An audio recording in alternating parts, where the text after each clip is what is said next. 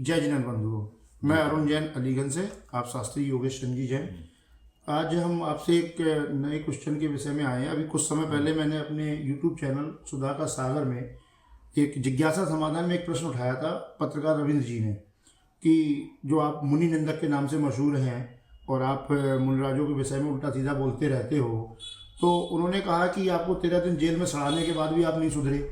क्या आप अपनी छवि के साथ समझौता करना नहीं चाहते या मुनि निंदक ही बने रहना चाहते हो?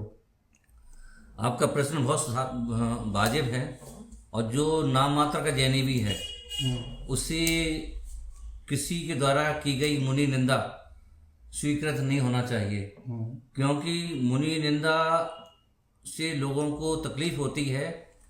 ये जिन धर्म के प्रचार का अच्छा लक्षण है। जैसे कि अगर हम शरीर में किसी को लगवा हो जाए तो उसको नकोट के देखते हैं। अगर नकोट देख उसको तकलीफ हो रही है, इसके मतलब वो सुधर सकता है। हमारे जिन शासन में अगर किसी मुनि की निंदा हो रही है और समाज उद्वेलित है, तो इसके मतलब समाज जिन धर्म प्रेमी है, संस्कृति के प्रति प्रेम रखता है, इस बात का प्रतीक है। अच्छा। और नकोट के देखने पर भी कुछ हो ही नहीं रहा है, इसका मतलब वो है व्यक्ति डेड हो चुका है, वो लकवाग्रस्त हो गया है और डेड हो चुका है। अगर नकोटने पे भी वो रिएक्शन नहीं, अगर विरोध का रिएक्शन नहीं होता है तो वो अच्छा लक्षण नहीं है। मेरा सोचना ही नहीं, मैं ऐसा मानता भी हूं कि चाहे हमारे जिनदेव हों चाहे मुनिराज हों, इनके संबंध में कोई अगर अभद्र टिप्पणी करता है और समाज उद्वेलित नहीं होती है, ये समाज के डेड होने का प्रतीक है। तो ये चीज केवल जैन समाज के व्यक्तियों द्वारा विरोध में ही है या अन्य समाज के विरोध में भी होनी चाहिए? अन्य समाज में भी, जो वो तो नामधारी जैनी नहीं है जिसको मुनिराज की निंदा सुन करके शांत बना रहे, परिणाम उसको दूर करना ना हो। क्योंकि वो सुअर और शेर का उदाहरण जनागम में आता है कि सुअर ने मुनिराज की निंदा करी, खाने की कोशिश करी, और सुअर ने बचाने की कोशिश करी। शेर ने खाने की कोशिश करी, सुअर ने बचाने की कोशिश करी। ये बात हम सुअर शेर का यथार्थ हुआ था ये नहीं हम कहना चाहते हैं, पर वहां पर लेखक ये कहना चाहता है कि जो मुनिराज की या जिनराज की निंदा करके उसका परिहार करने की कोशिश नहीं करता है, वो सुअर से भी गया बीता है। उस पर संदेश तो ये है, पहली बात तो ये है। और आपका जो कहने का मतलब है वो हम समझ रहे हैं। आप सीधा जो जिज्ञासा समाधान में हमने भी देखा है, वो उस संदर्भ में आप बात करना चाह रहे हैं। बिल्कुल बिल्कुल। हम क्या सोचते हैं इसके संदर्भ में आप हमसे कहलवाना चाहते हैं, सीधा सीधा है। कहना में कोई दिक्कत नहीं, अपने विचार व्यक्त हमें करना चाहिए। यहाँ थोड़ा सा हम भेद करें कि हमने अभी तक जो कुछ भी निंदा करी है, मुनिराज की निंदा नहीं करी है, क्योंकि जितनी हमारी कॉमिक्स हैं वो सब मुनिराज के स्वरूप को स्थापित, उनकी यशो गाथा गाने में ही हमारी कॉमिक्स लिखी हुई हैं। आचार्य कुंद कुंद पे एनिमेशन फिल्म बनाई है, उसमें भी मुनिराज का प्रशंसा की गई है और थीसिस भी है हमारी। सीधी सी हम अपनी बात पर आते हैं। हमने अभी तक मुनिराज की निंदा नहीं करी है, पर मुनिराज के वेश में जो लोग अनाचार कर रहे हैं उस अनाचार की निंदा करी है, हम स्वीकार करते हैं, हम करेंगे। पहली तो यह बात यह है, अगर अनाचार की निंदा करना मुनि निंदा है तो गर्व से कहेंगे हम मुनि निंदक हैं।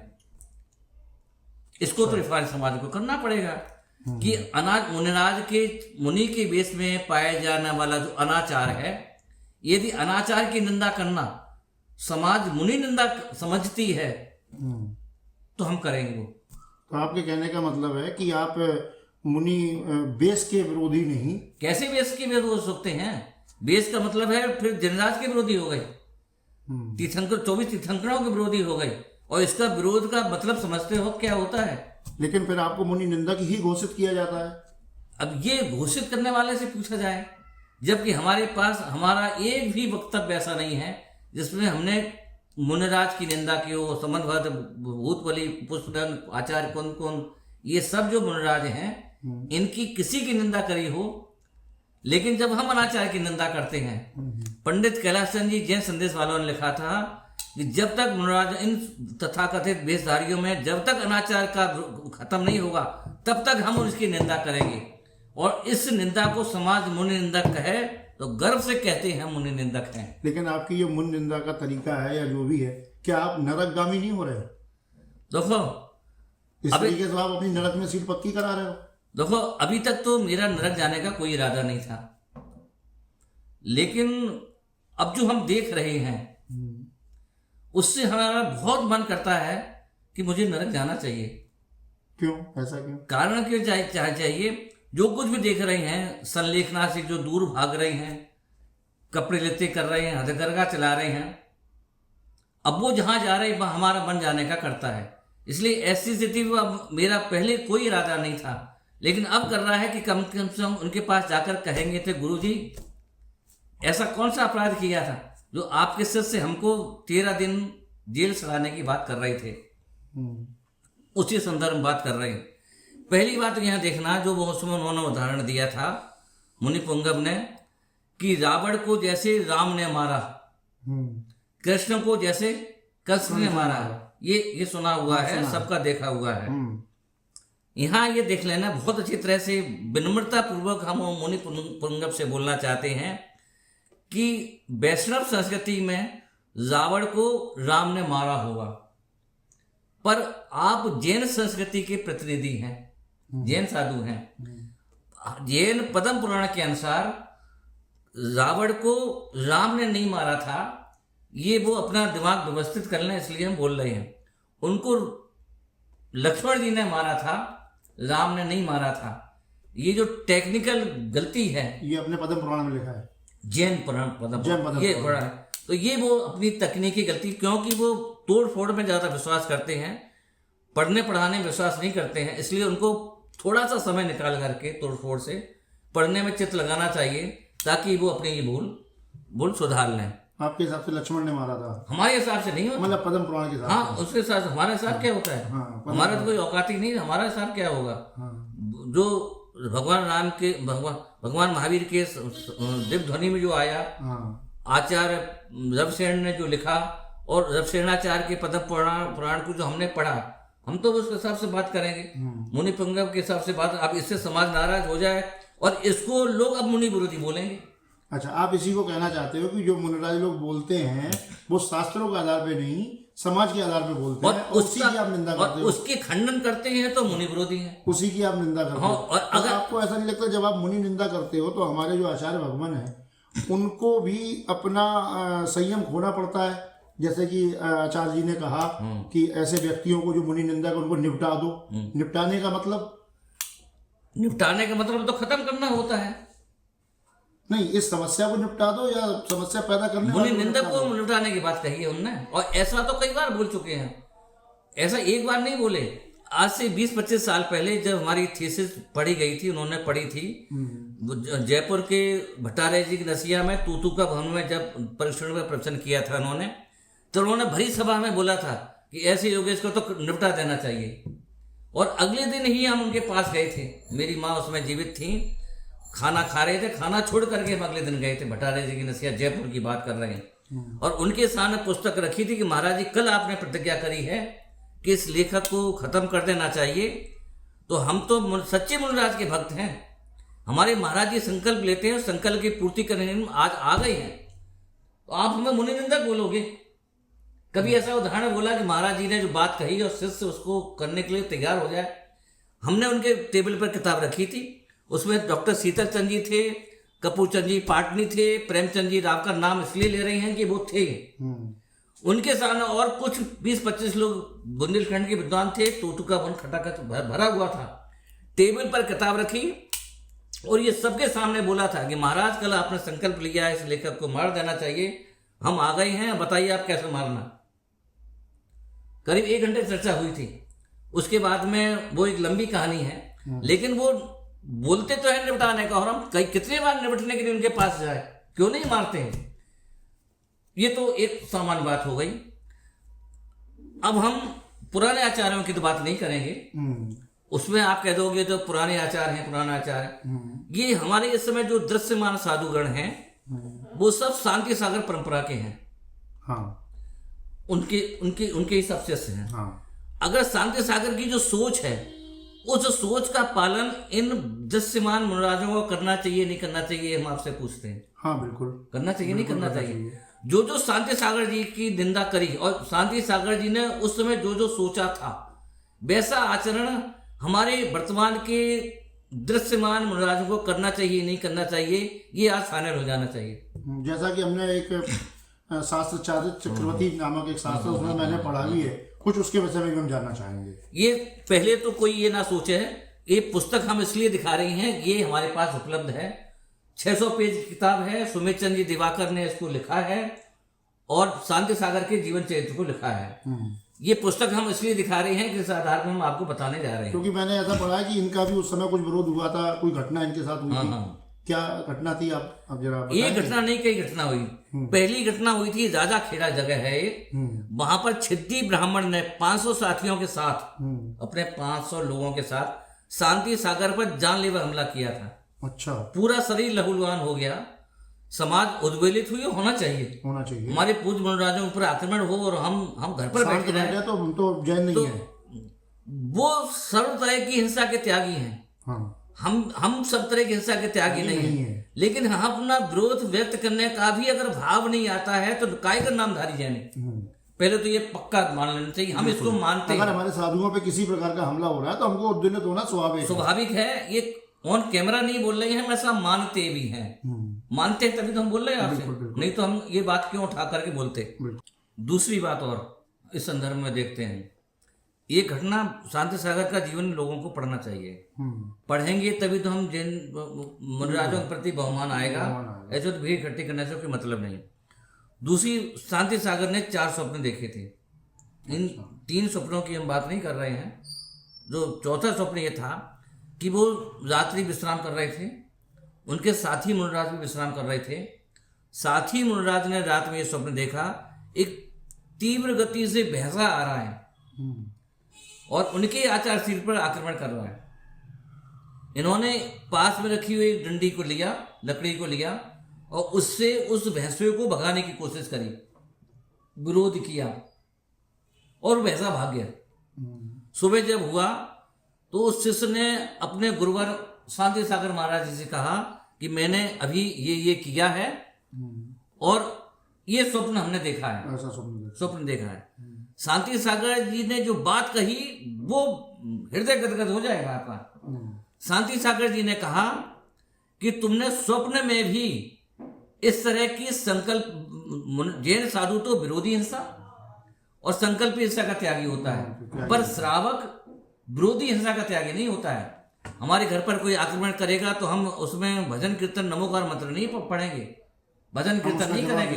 हमारी दुकान पर आक्रमण करता है, हमारे बच्चे को छीन के कोई जाता है, पर संकल्प पूर्वक हम किसी को नहीं मारेंगे।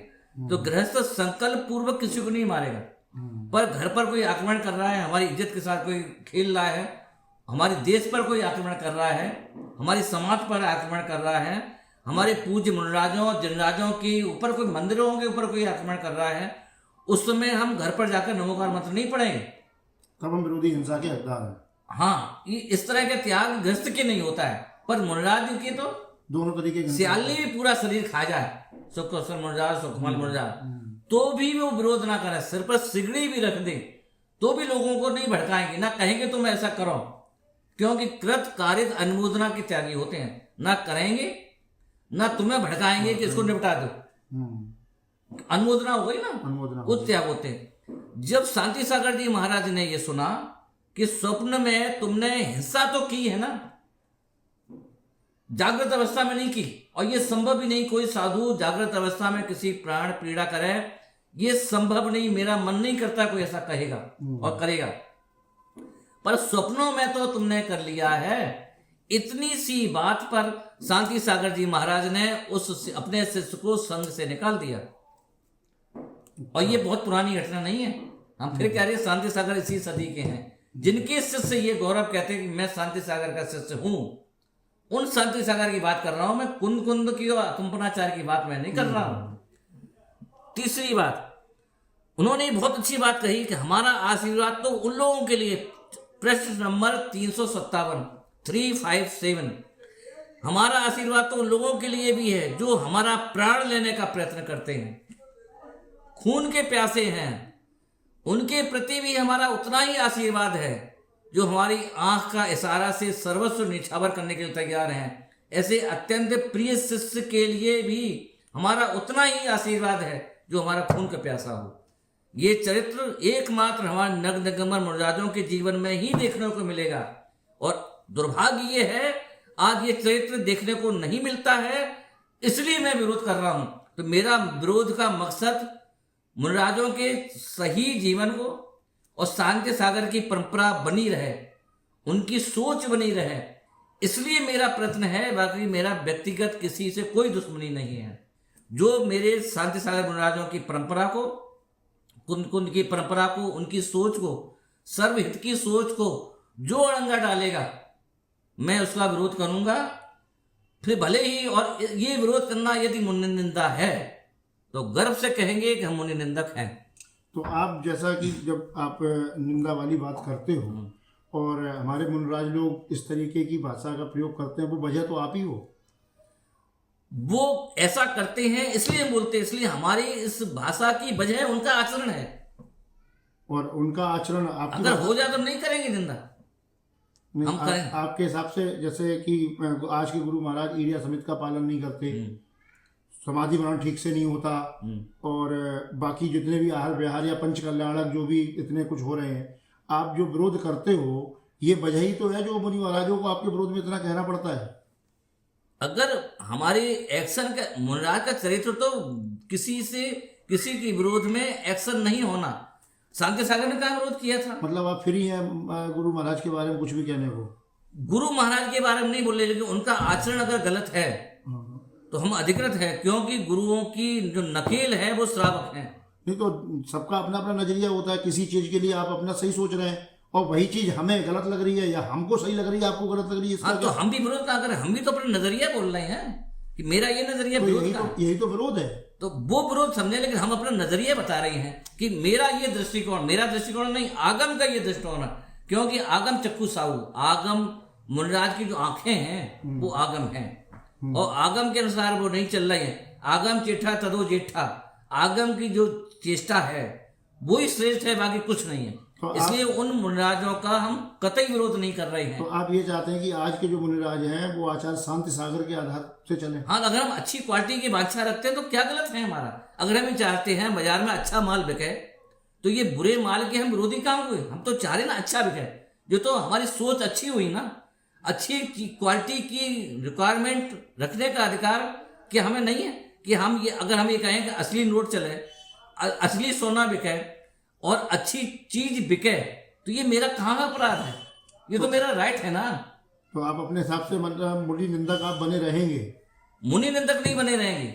उन मुनिराजों में जो शिथिलाचार, आप शिथिलाचार के निंदक हम बने नहीं रहेंगे, ये मेरा अधिकार है।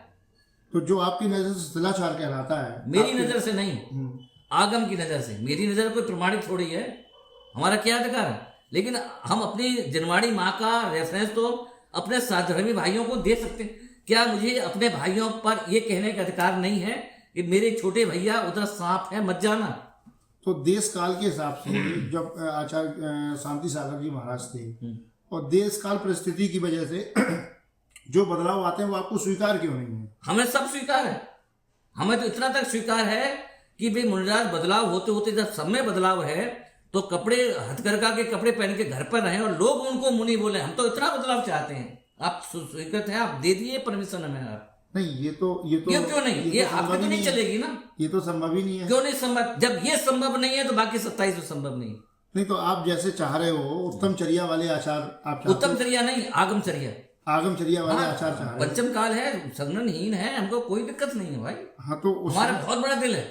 तो इसी को तो मुनि निंदा कहते हैं। अब वो मुनि निंदा की परिभाषा गलत कर रहे हैं तो हम क्या, वो तो इसलिए तो हमने अपनी बात आपके सामने रख रहे हैं। आप कह रहे हो कि वो मुनि निंदा की परिभाषा गलत कह रहे हैं। हाँ, और हमारे हिसाब से आप मुनि की परिभाषा गलत कह रहे हैं। तो दोनों की बातें समाज में जाना चाहिए, नहीं जाना चाहिए? इसलिए तो ये चैनल का निर्माण क्यों हुआ कि हम मुनि निंदा का मतलब क्या है।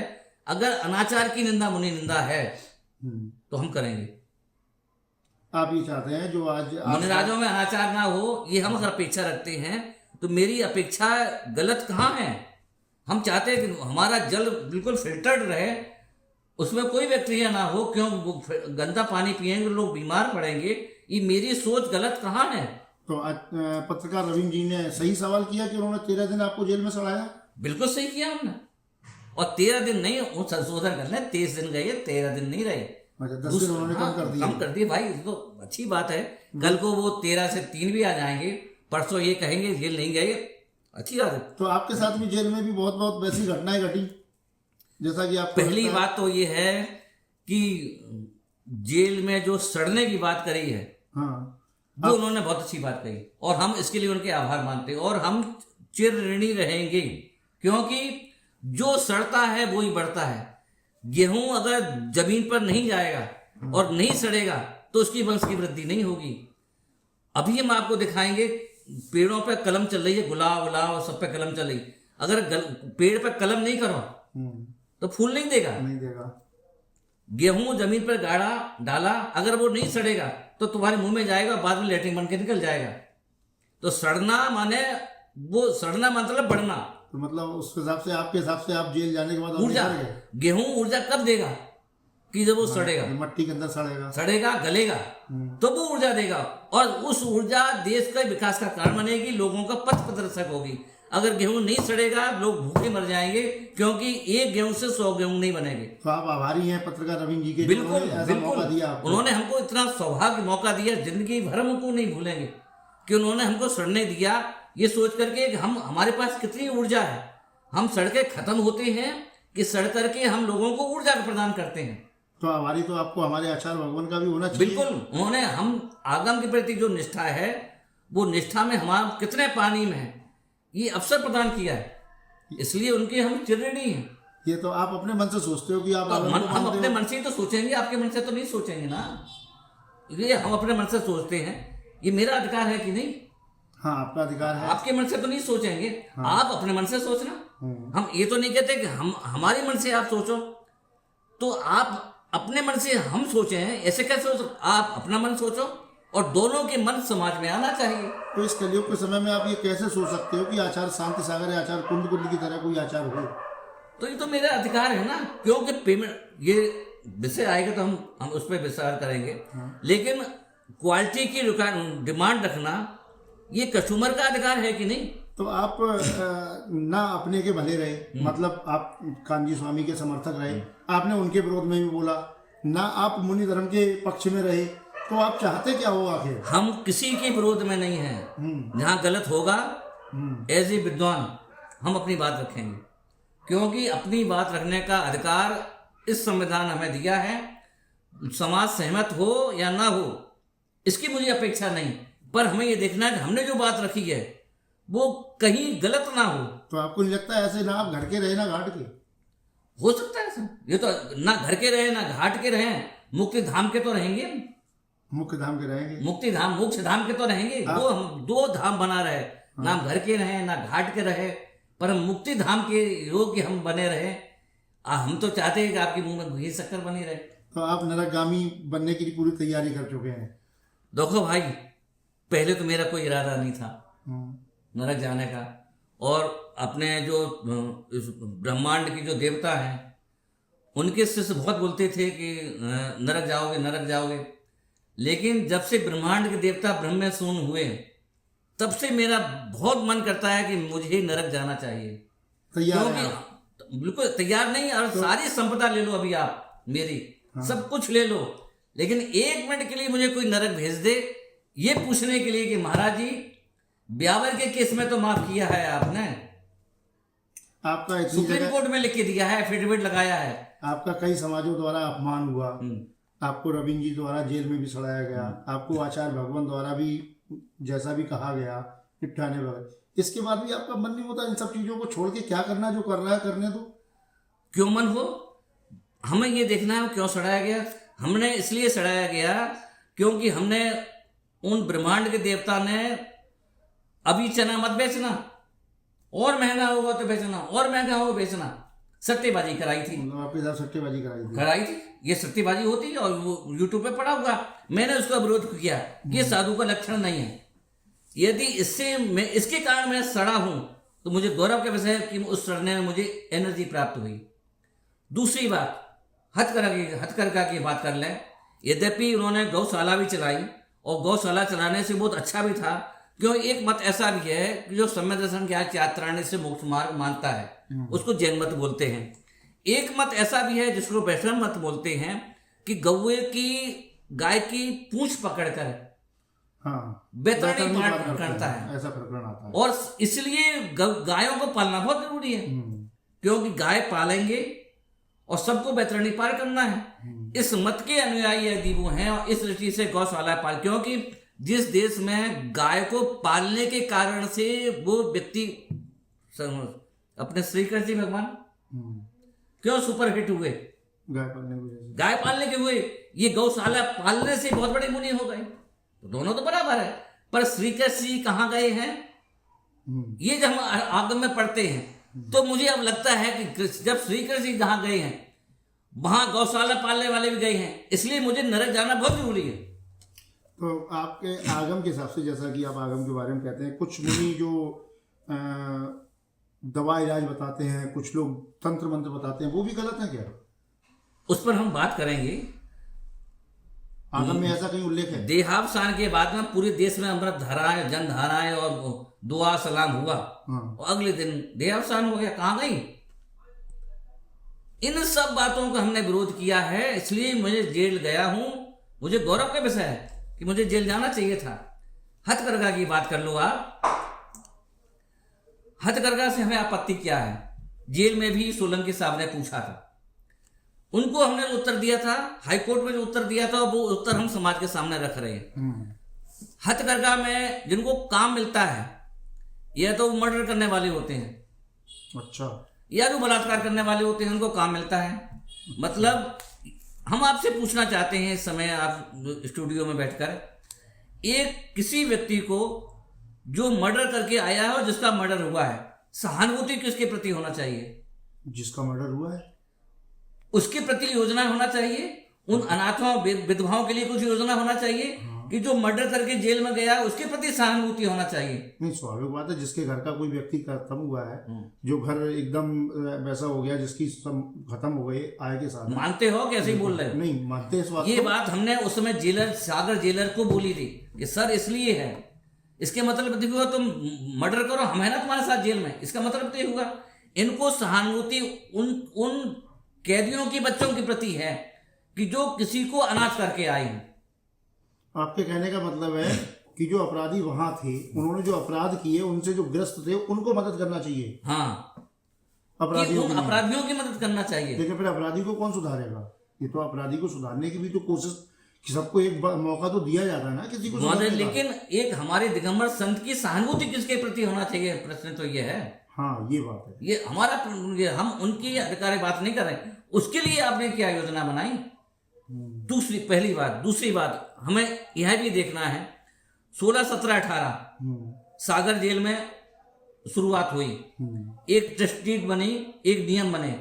बहुत से नियम थे जिसमें 2 रोटी ज्यादा दी जाएंगी, 2 घंटे ज्यादा तक रखा जाएगा, उसको खुला रखा जाएगा। बहुत बड़ी बातें होती हैं, क्योंकि हम जेल में रह आए तो 10 बजे खोला जाता था। हमको अंदर की राजनीति थी, 2 बजे खोला जाता था, कभी 12 बजे खोला जाता था, मेंटली टॉर्चर करने के लिए। उन्हीं लोगों ने बताया, बाद में पता पड़ा भी। उसके बाद में उस ट्रस्ट का नवीनीकरण हुआ 2030 तक के लिए। अच्छा। और उस समय राकेश वांगरा की उपस्थिति में, हमारी बाद में राकेश वांगरा बहुत ईमानदार जेलर आए थे, राकेश वांगरा नाम के व्यक्ति। उन्होंने जब ऑब्जेक्शन किया कि 16, 17, 18 तक के लिए बना है और 2030 के लिए नवीनीकरण किया गया है, जो 16, 17, 18 में नियम बने हैं वो ही नियम 2030 तक चलेंगे। उसमें एक नियम ये भी था कि 50 रुपए मीटर के हिसाब से उन कैदियों को बनवाई का पैसा दिया जाएगा। अच्छा। और 2030 में भी वही नियम लागू हुआ। इसके मतलब क्या होगा कि कैदियों का शोषण का बहुत बड़ा केंद्र जेल बन रहे हैं। माने जो 16, 17, 18 में 50 रुपए मीटर दिया जा रहा है कैदियों को मेहनताना, वो ही मेहनताना 2030 तक दिया 30 तक दिया जाएगा। ये दुनिया का सबसे बड़ा शोषण इन जेलों में हो रहा है। और जब उस जेलर ने विरोध किया तो ब्रह्मांड के देवता ने, और एक वहां पर लेडीज थी ब्रह्मचारिणी जो अपने को डीएसपी वगैरह बोल रही थी, ये दोनों विरोधी हो गए और उसका ट्रांसफर भोपाल कर दिया। अच्छा। हम आपसे पूछते हैं, इतना बड़ा क्या एक साधु को पब्लिक का शोषण करने का अधिकार है? हम आपसे पूछते हैं। और इसका विरोध करने पर अगर हमको जेल में सड़ाया जाए तो गर्व से कहते हैं हम बार बार जेल में सड़ने के लिए तैयार हैं। सोचने विचारने की बात। दूसरी बात, वो 5 रुपए मीटर 5 मीटर की साड़ी 400 रुपए 500 रुपए का बनती है साड़ी। और वही ब्रह्मांड के देवता ने छू लिया था। सागर के जिस कैदी ने वो साड़ी बनाई थी उसको तो मिले 250 रुपए। और जब वो ब्रह्मांड के देवता ने उस साड़ी को छुआ तो एक अमेरिका की लेडीज ने उसको 1.5 लाख रुपए खरीदा। इतना बड़ा। और हर साड़ी जब बनती है तो पहले उनके हाथ से गुजरती है ताकि वो महंगी बिके, क्योंकि अंधभक्त तो बहुत है। ये अनियमितताएं, ये भ्रष्टाचार का विरोध करने पर यदि मुझे जेल भेजा जाए तो मुझे गर्व है, मैं हजारों बार जेल जाने के लिए तैयार हूं उन गरीबों, अनाथों और शोषित लोगों के लिए जिनका शोषण हथकरघा के माध्यम से इस देश में हो रहा है। और मुझे गर्व है, मैं बार बार विरोध करूंगा।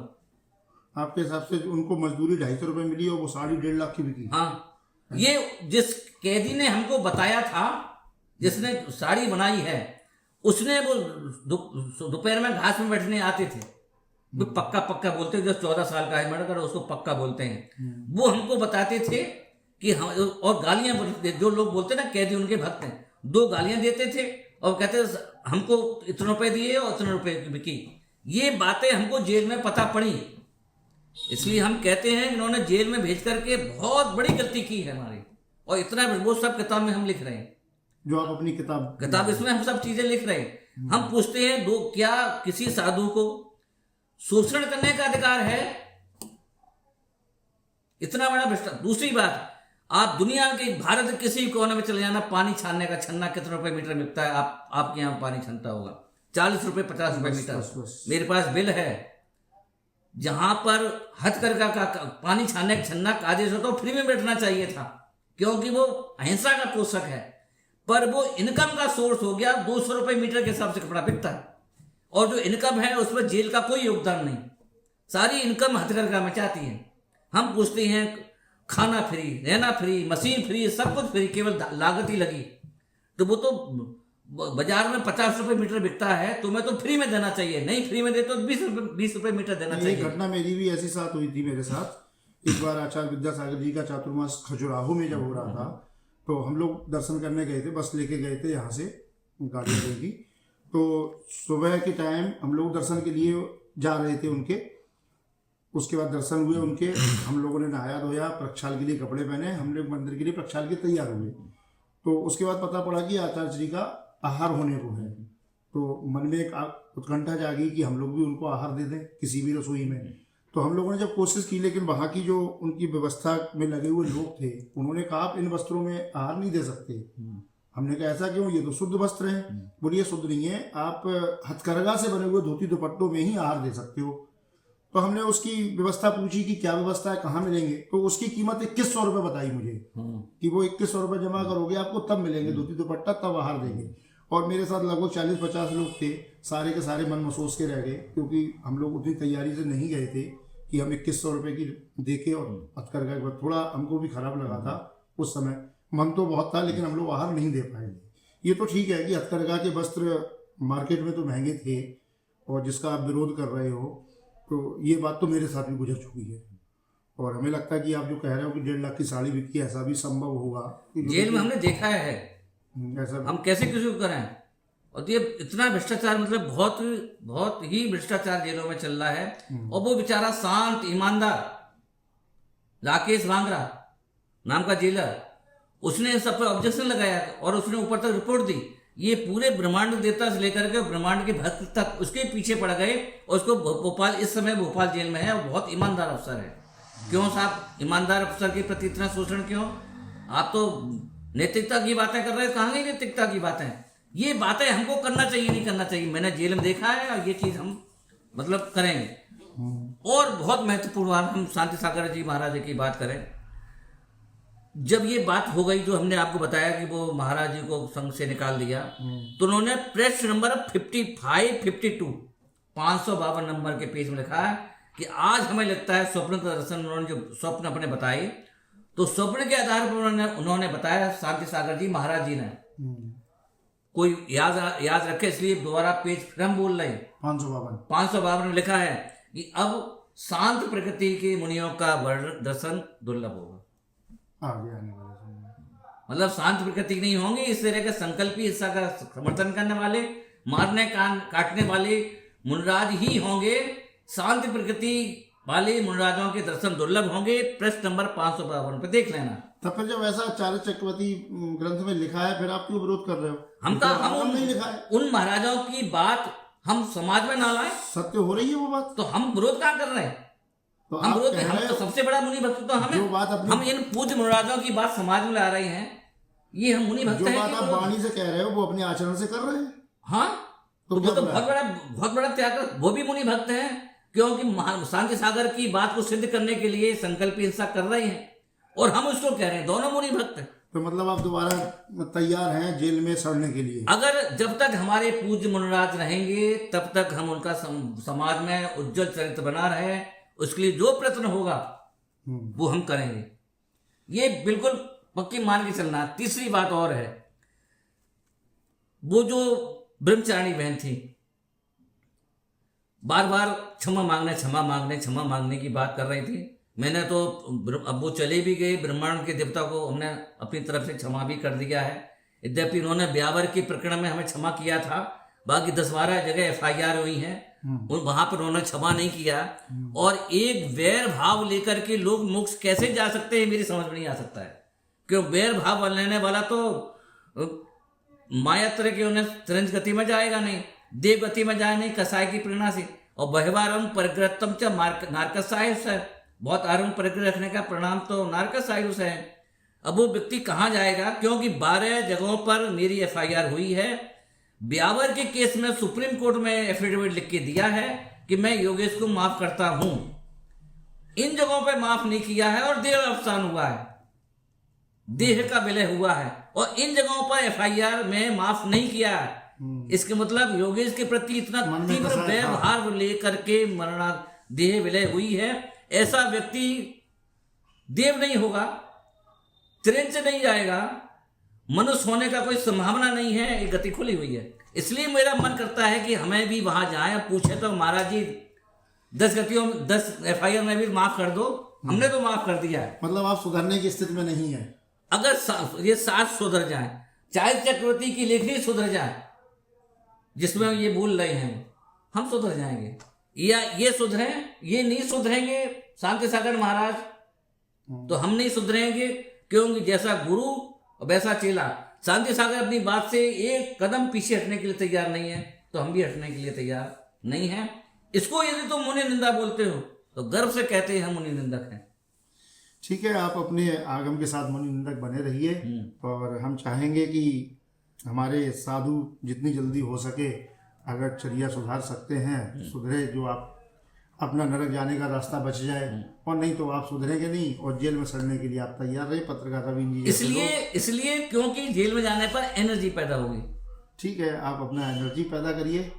और इसी के साथ बंधु, हम कुछ और कोई क्वेश्चन या कुछ प्रश्न हो आपके तो जरूर हमको बताइएगा, और हमारे चैनल को अगला एपिसोड कुछ संत संलेखना से दूर भागने की कोशिश कर रहे हैं उसका और प्रदर्शन कर रहे हैं जी, उस पर निश्चित रूप से अगली एपिसोड आने वाली है। संलेखना का स्वरूप क्या, संसारा कैसे कहते हैं, समाधि मरण कैसे कहते हैं, आचार पद कैसे दिया जाता है, क्या पत्थर के व्यवसायी आचार पद दे सकते हैं, आचार पद पर क्या समाज का कंट्रोल होता है, ये सारी बातें अगले एपिसोड में आने वाली है। और फिर भी यदि कोई हमको गाली देना चाहता है, सहृदय मन से उसको स्वीकार है, पर हमारी तरफ से तो उनके लिए क्षमा भाव है। मतलब आपके हिसाब से निंदक नहीं राखिए, आंगन को नहीं छपा आप अपने निंदकों को उत्साहित बिल्कुल सही बात कुछ हाँ। जाग। और फिर लोग ये सोचते हैं कि हमें कोई खत्म कर देगा, हमें तो बात याद रखती है, जाको राके साइया मार ना सके कोई, वाल ना बाका कर सके जो जग बैरी हुए। क्योंकि सागर जेल से छूटने के बाद में 200 किलोमीटर तक एनकाउंटर करने के लिए पीछा किया गया था हमारा, लेकिन जिसके सिर पर आचार्य शांति सागर आचार्य कुंद कुंद विराजमान है, कोई वाला वाका नहीं कर सकता है, ये पक्का हमारा विश्वास है। ऐसे विश्वासी को यदि मुनि निंदक बोलते हो तो गर्व से कहते हैं हम मुनि निंदक। मतलब आप निपटने को तैयार नहीं हो? महाराज जी की कृपा बनी रहे। नहीं निपटेंगे। बंधु, आप हमारे चैनल को ज़्यादा से ज़्यादा लाइक शेयर सब्सक्राइब करें, अपने कमेंट्स दें। जय जिनेंद्र। जय हिंद।